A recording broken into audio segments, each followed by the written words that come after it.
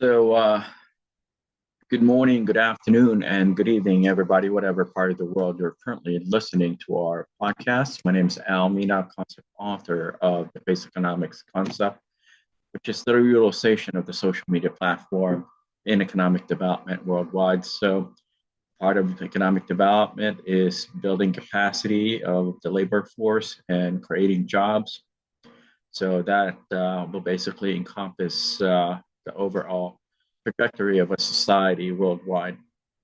So just recently, I was asked to, kind of talk a little bit about what it was like for me to grow up as a minority in America and my overall experience, given that, people of my background tend to be the powerless, voiceless, marginalized for the most part, and easily targeted um, racially because most people that look and think like me and behave like me simply don't push back. They don't fight back because they're too, used to being discriminated against and marginalized. So to them, it's just a normal thing. Okay, folks. And I'm here to say that it shouldn't be accepted by anyone, regardless of your race, background, ethnic, makeup, national origin, religion, whatever. No one deserves to be marginalized and no one deserves to be discriminated against. And you ought to protect your civil rights and human rights as an individual in America because people will basically abuse their power and basically step on you if you don't fight back. It's just something that I want to share out there with the public, okay, folks, regardless of your background and race. So, like I was saying, I was asked to briefly talk about my overall experience growing up in America as someone from a minority background that's not of the majority of the minority population. So I guess I'll talk a little bit about my, overall experience. So I think racism and discrimination is uh, created within the American society to protect those that are the majority, to basically give them authority over those that are powerless, voiceless, and marginalized, so that they would feel as if they're superior or they have power and authority over those individuals that they perceive as weak and outnumbered, powerless, and overall marginalized. And I think it's telling what a society entails when people that are powerless, voiceless, and marginalized are being discriminated against. And for the most part, injustice in America and discrimination and racial, profiling, racial targeting of powerless, voiceless, and marginalized is well condoned. It's accepted in American society, and I feel, terrible to say this, but it is something that I've noticed that is well accepted, folks. Um, and it's unfortunate because, you know, I've traveled throughout the world. I've seen what it's like in societies where they have minorities and those that are marginalized in those societies, and most of them um, I should say most of those societies are decreasing in their overall potential and is extremely unstable to many, for the most part. When I say it's unstable, they're social unstable, politically unstable, and economically unstable. But just because you're not utilizing everyone's ability to help support capacity building in the marketplace. And that tends to be the case in many of these countries that are deteriorating and are struggling to build their overall capacity economically and socially. And I've been seeing that in America. Uh, and so throughout my, youth and um, teenage years, college years, even into my adulthood, professional life, I've seen it being exercised at the highest level. of government and highest level of business, within the business totem pole. Um, they basically take advantage of those that are not willing to fight back and are not willing to speak up. And so, um, and overall, it's protected. It's just unfortunate, but it's just how the American society had been operating for many years. And I've basically decided to share my story, expose what I've had to deal with, until to this day, years later, I still yet to get aid, relief, and justice in my case. So that in itself tells you folks that it's just well preserved in our society in America, unfortunately.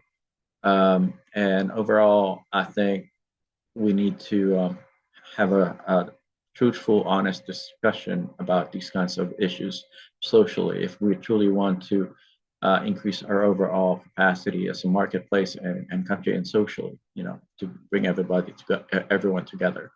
Um, Obviously, there are some groups that tend to become more violent when they've been when an injustice takes place, when they feel discriminated and or marginalized. But I don't think violence is the key to solving this kind of pre-existing condition.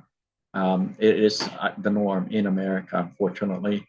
But I believe we need to have a honest and truthful dialogue, as well as intelligent dialogue regarding these kinds of conversations. So, as a U.S. Senate candidate, I decided to share my story to help improve the overall social cohesion and our ability as Americans to adapt to who we are as a society. It's America's always going to be a diverse society. It's going to be a mix of people from various backgrounds, regardless of who the minority is or who the minorities of the population are.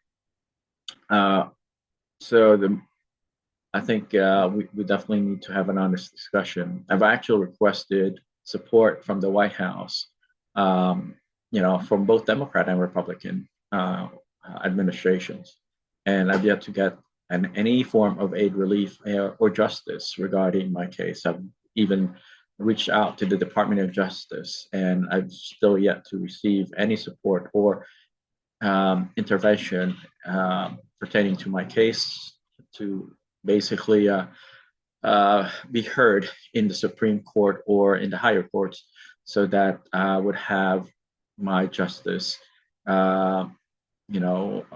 considered by the Supreme Court or a decision maker within our legal system. So that still hasn't happened.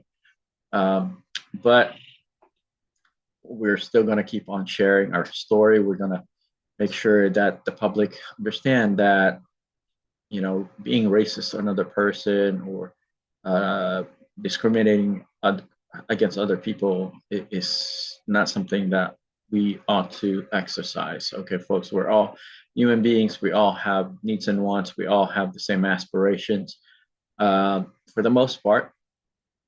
So there is no need for us to uh, discriminate against other people, regardless of what the race is or whatever background they come from. Okay, folks. So I just wanted to talk about that in this particular podcast. Yeah, I would say for the most part, majority of Americans are racist and majority of Americans discriminate, unfortunately. And it pains me to say this, but throughout the years that I've been, you know, um, basically observing these kinds of activities, as I would say that it is widely accepted in our society and it's condoned within our society, regardless what the race of the person that is being victimized is. It's not just the minorities, there's also people that are of majority background that are being discriminated against. Okay, folks. So I think we have to have an honest, truthful, and intelligent discussion regarding racism, discrimination, marginalization, civil rights violation, and human rights abuse. in our country in America, specifically now that we're really becoming very polarized in our political system. Um, and I guess I present a very unique, um, you know, overall opinion and experience pertaining to uh, the issue of race in our country, coming from a background that's typically been marginalized in our society. Now, is this going to change? I don't know. Maybe we need to keep on talking about it and discussing it openly so that there is going to be some sort of meeting of the minds where people can reflect on the issue and find a solution regarding these kinds of, very serious social problems. Okay, folks, we can't just operate as if it doesn't exist. Okay, especially given that in America it's widely accepted, um, and it's embraced, and for the most part, it's condoned in our society. And that's just a pure, unadulterated fact regarding race in our society, and overall discrimination and marginalization of the powerless, voiceless, and the more often marginalized, right? So with that said, let me know what your thoughts are. Feel free to share your questions, comments, suggestions with us. I'm going to make this podcast available to the public. I'm not going to just you know itemize it for our subscribers. I'm going to let the public gain access to this material so that y'all can think about what I was talking about and reflect on it, and let me know if you have any thoughts, suggestions, comments, concerns, whatever it is that you'd like for me to consider. I would love to hear from you, and let's make this an open dialogue. Okay, folks.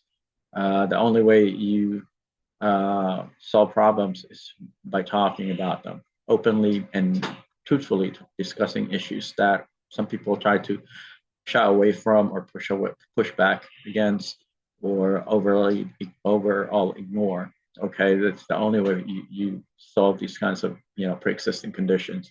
During the times when there were civil unrest in America, there were no social media platforms. There was no microphones for the regular person to talk about certain issues and present solutions to the public.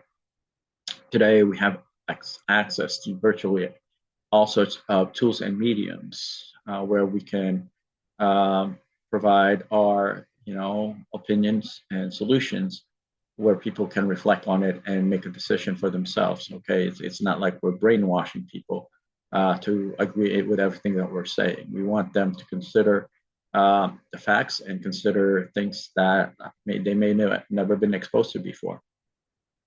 So with that said, my name is Aldous Mina. I'm a U.S. Senate candidate in this year's general election, as well as the author of several books pertaining to the utilization of the social media platform in economic development, namely Face Economics. I'm also the host and content creator of Face Economics podcast and Face Economics TV on YouTube. And I'm fairly visible. I share materials that I don't edit too much. I want to make sure that people see how transparent I am. Just like you.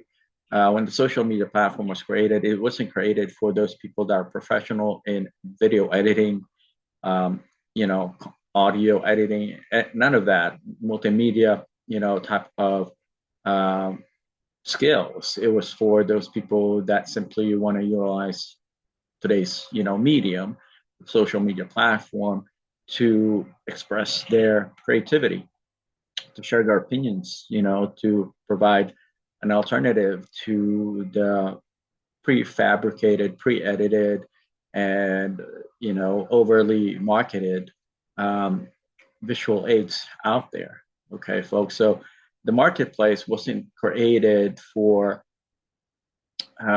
people like you and I. in the past. It was heavily developed for professional videographers, audiographers, people that have been trained to utilize video and audio. Um, and therefore, they were able to uh, basically um, create an environment that they can manipulate and they can fake things. They can, provide material that are disjointed, inconsistent, and very unfactual to the public, to the marketplace, because they were taught and were skillfully developing content that they can edit. So that was back then. Today, anybody can edit their material based off of the content and the kind of message that they want to convey. And some people don't even edit this. I don't do a whole lot of editing um, on my content because I want people to know that I'm just a regular person. I'm human. I make mistakes, and I'm not trying to cheat you. I'm not trying to make fake materials and let you think that I'm some kind of perfect person. I'm just like you. I'm utilizing the social media platform because now that it's available to us, then we actually have the opportunity to create something much bigger than who we are and contribute to the marketplace for the betterment of society worldwide, not just in one community, but worldwide. So that wasn't available before. And so that's the whole point of face economics. Okay, folks, that's why I developed my book so that people will feel just like a regular person. They can express their creativity and share the content without feeling as if they have to create something professionally done.